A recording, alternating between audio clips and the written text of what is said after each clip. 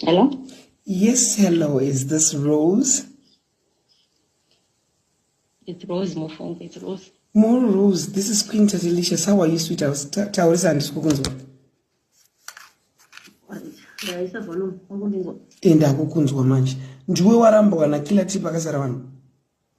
Ndini Cardi Rose. Zita ndinonzi Rose. Oh, but rakuri basa rinzi Cardi Rose. Yes, ndona ndakaisa social media yangu ese. Saka tiri kuti kila tia ari kunyepa kuti akuziya anokuziya. Sei madaro Queen. Wamunhu vese ari kutondituka wanyanzi ndinopenga ndaifabricata evidence. Nekusvika kwawakaita ndangoona picture rako social media ndakati no, not this girl. You look so pretty to do that, and of all the people like Killer T, Dayangari, Winky D, Tight, kind of job raiser, but Killer T. Yeah, that trend from 10. I can't even sleep. I cannot kuchema. I think there's much shock. Ndaita mudumbu, ndachaya. Because raitika like have you been slapped? Maka warairwa so ndo raitika. It was a slap in the face. I don't know how to feel. That's the honest truth. I don't know even how to defend myself, what to say, what not to do. No, I don't know. Defending yourself,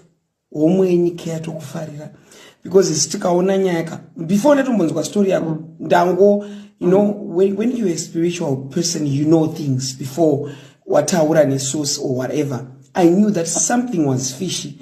Is either wangoka jigirwa mari yako yese kana kuti wakanumburiswa. I had only those two options. Then I think one of your relatives in the UK reached out to me and vataiwa Queen ndo number dzake ane numbu.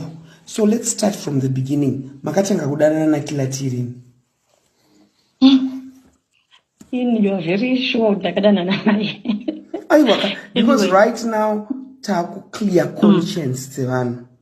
Because kune mukadzi wa Killer T Lisaka ari kutonetseka wezvozvi ari kuda closure. Ndatomudza ndakati muri yakura ende aungarambirwe nenyaya yekuti it's not your fault.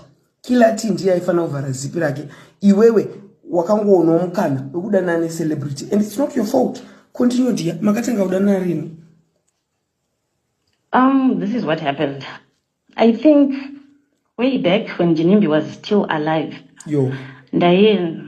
Ndaenda kuma asindichati gaga so that atirebese nyaya. Ndaishanda ku Evitro. I was a general manager ikoko. Saka being a manager unenge uri close to these socialites and celebrities. Evitro ndo